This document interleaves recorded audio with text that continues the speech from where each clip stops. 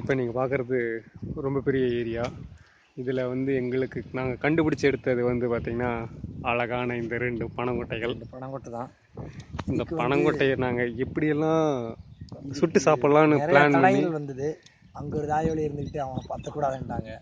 இப்போ அந்த சின்ன பையன் ஹெல்ப்னால நாங்கள் அந்த தீப்தி எங்கடா தீப்தி இருக்குதா இல்லையா, நாங்கள் 2 பேர் இந்த இதை கண்டிப்பாக பற்ற வச்சு எப்படியா பற்ற வச்சு எப்படியா சாப்பிடுவோம்.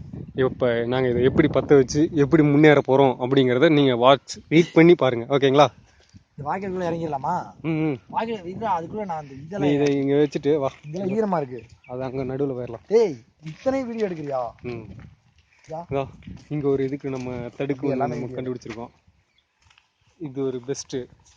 அதாவது தீ பிடிக்கிறதுக்கு வந்து இது வந்து நல்லா உதவும் அப்படிங்கிறதுனால நமக்கு வந்து இது ரொம்ப யூஸ்ஃபுல்லாக இருக்கும். இங்கே நிறைய இடத்துல வந்து நிறைய கிடக்குது. எல்லாமே நமக்கு ஒவ்வொரு வகையில் யூஸ் ஆகும். அதனால் எல்லாத்தையும் நாங்கள் பொறிக்கிறோம். பார்த்து கையில் அறுத்துற போகுது. அது வேணும். அதான் இங்கே பக்கத்தில் ஒன்று இருக்கு பாரு. இதை எடுத்துகிட்டு இந்த பக்கம் அப்படியே அப்படி சுற்றி இப்படி வந்துருப்பாக்கா. இது நமக்கு எப்பயுமே யூஸ்ஃபுல்லாக இருக்கும். ஏன்னா குபு குபுன்னு எரியும் போது நல்லா அந்த பனங்கொட்டை வெந்து சாப்பிட்றதுக்கு அருமையாக இருக்கும். இது வந்து medical miracle that is called why I am not selling. Okay, இப்போ நம்ம சருகுன்றதை விட நீ அதான் அந்த பக்கம் நம்ம இதோடது இருக்குல்ல, நெல்லோடது ஓரமாக போட்டுக்கலாம், வண்டி வரும். நெற்சருகுகள்.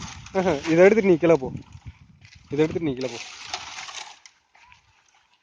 நான் இதை மட்டும் பற்ற முடியாது அப்படிங்கிறனால நான் நெற்சருகு கொஞ்சம் எடுத்துகிட்டு வரலான்னு பார்க்குறேன். அதனால் நான் இப்போ நெற்சருகு தேடி போகிறேன்.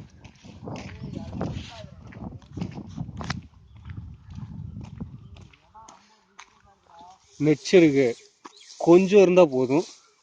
இந்த இவ்வளோண்டு நெற்சருகை வச்சு நம்ம ஏகப்பட்ட இதை ஒரு காட்டையே அழிக்கலாம் இந்த ஒரு நெற்சருகுல. அதனால் இது நமக்கு ரொம்ப யூஸ்ஃபுல்லாக இருக்கும்னு நம்புகிறேன். இந்தாங்க மிஸ்டர் கோகுல், அப்படியே இந்த நெற்சருகையும் பிடிச்சிக்கோங்க. இப்போ நாங்கள் பற்றி எரிய வைக்கிறதுக்கு உகந்த இடமா அதை தான் தேர்ந்தெடுத்திருக்கோம். அதில் இது ரொம்ப ரொம்ப முக்கியமானது. இது இல்லைன்னா கொஞ்சம் சீக்கிரமாக தீ பிடிக்காது. நாங்கள் பட்ட கஷ்டம் வந்து வீணாக போயிடும்.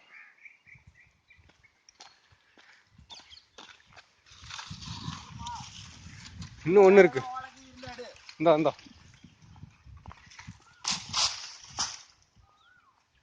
இப்போ நம்ம வேலையை ஆரம்பிக்கலாம். எங்கள் வண்டி இங்கே தான் பத்திரமா இருக்குது. இந்த வண்டி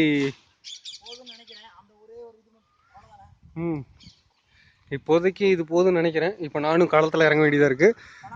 பனங்கொட்டைகள் இந்த 2ஐயும் நம்ம கையில் எடுத்துக்கிறோம்.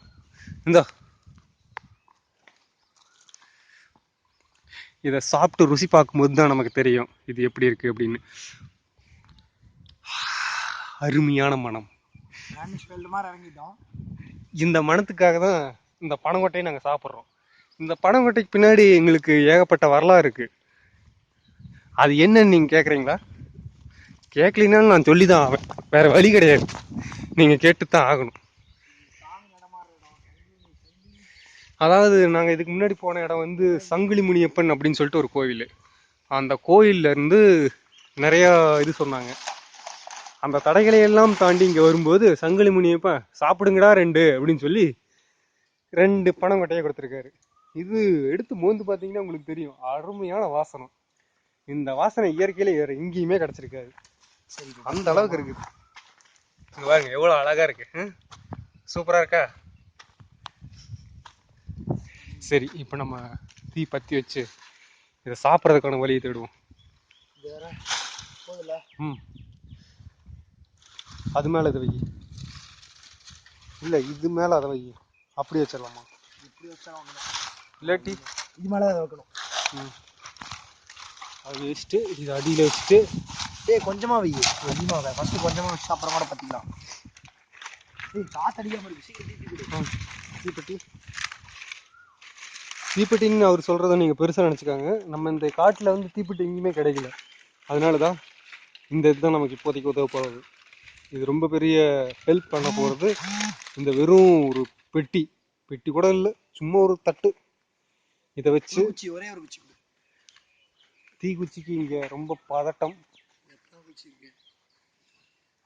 அதனால் ஒரு குச்சியை வச்சு நம்ம வேலையை ஸ்டார்ட் பண்ணுறோம்.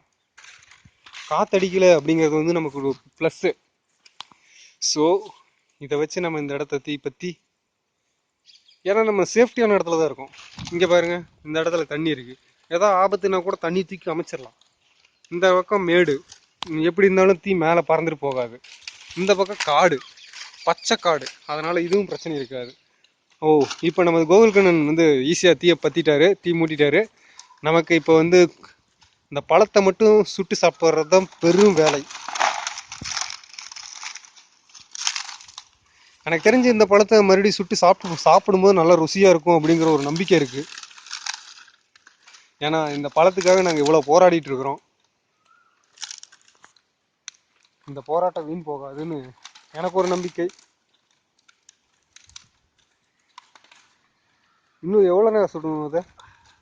தெரியல. காற்று வருது பாரு, அதுக்குள்ளே எல்லாத்தையும் தூக்கி மேலே விட்டுலாமா?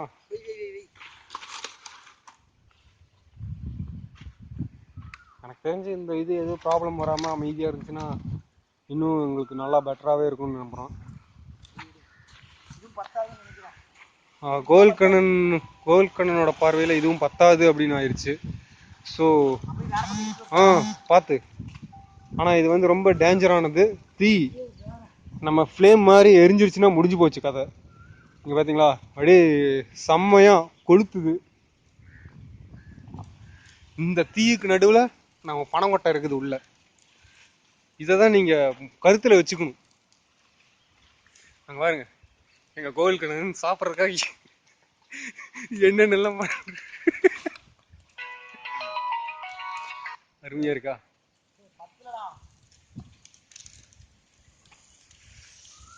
தீ அதிகமாக இதாகுது இந்த நேரத்தில். நம்ம யார் இது? கோபிலேருந்து எனக்கு மிஸ்டு கால் வந்திருக்கு பாருங்க. நம்ம பயப்புள்ள, அவன்கிட்ட என்னன்னு பேசலாம். ஹலோ, சொல்றா. ஆந்தவே பாரியூர் பக்கம். ஆமா, ஆட சத்தியமா? ஓகே. இப்போ நம்ம பேசுனது வந்து கோகுல்கண்ணன் தன்மைகள் என்ன பண்றாரு அப்படின்னு சொல்லிட்டு நம்ம பிரபு அவர்கள் கால் பண்ணியிருந்தாரு. அவருக்கு தெரியாது, ஆனா நம்ம இப்ப பண்றது அவருக்கு கடைசியா தான் தெரியணும். ஒரு குச்சி இருந்தா அதை தள்ளி விட. ஆனா இதுலயே தள்ளிக்கலாம்.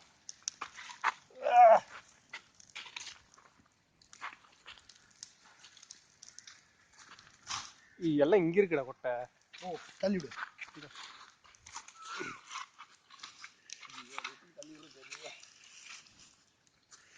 ஒருவேளை வந்திருக்குமோ? வந்திருக்காதா? நாங்க இந்த ஒரு பனங்கொட்டையை சாப்பிட்றதுக்காக இவ்வளவு போராடுறோமே நீங்க எழுச்சியா நினைக்க கூடாது. இது வந்து இயற்கையின் மருந்து. இது கிடைக்காம எத்தனை பேர் இருக்காங்க தெரியுமா? எங்க கோகுல்கண்ணன் பாத்தீங்களா, என்னைக்குமே வேலை செய்யாதவர் இன்னைக்கு இப்படி வேலை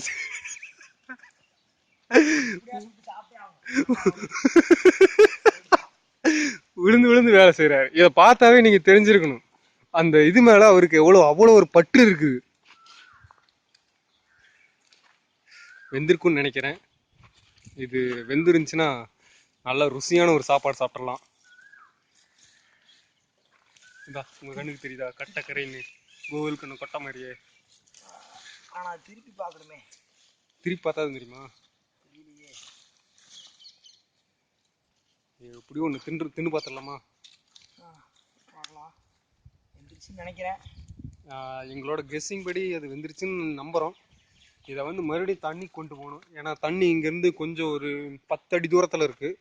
நீங்கள் பார்த்தீங்கனாலே தெரியும், இதுக்கும் அதுக்கும் ஒரு 10 அடி தூரம் இருக்குது. நாங்கள் இப்போயே அது மேலே கை வைக்க முடியாது. கை வச்சு இங்கே கை சுட்டு போடும். கோகுல்கண்ணனோட ஒரு மூளையில் குத்தி பார்த்தா நல்லா தெரியும் அப்படிங்கிறாரு. அப்போ வெந்துருச்சு. ஸோ கோகுல்கண்ணனின் ஆராய்ச்சியில் இது வெந்துருச்சு. உடனே நம்ம என்ன பண்ணணும், இதை எடுத்துகிட்டு போய் அங்கே கழுவணும்.